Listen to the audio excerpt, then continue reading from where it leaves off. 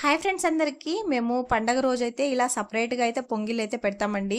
నార్మల్‌గా అయితే అందరితోటి కలిసి పెడతాము. అది వేరు. కానీ ఇలా సెపరేట్‌గా పెడతామండి.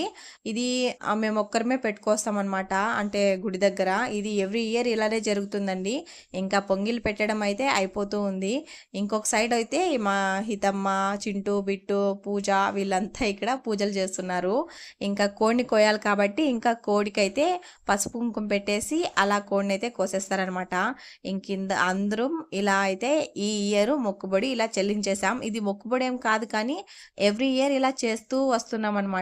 ఒక సాంప్రదాయం లాగా చేసేస్తాము. నాకైతే స్పెషల్‌గా చెప్పాలంటే ఈ గంగమ్మ గురించి మాట్లాడుకోవాలంటే చాలా ఉందండి. నేను చిన్నప్పటి నుండి చూస్తూనే ఉన్నాను. ఇంకా బాగా అలవాటయిపోయామండి. అంటే ఆ గంగమ్మ దగ్గర ఏది కోరుకున్నా సరే అది కంపల్సరీ జరుగుతది నాకు మాత్రం.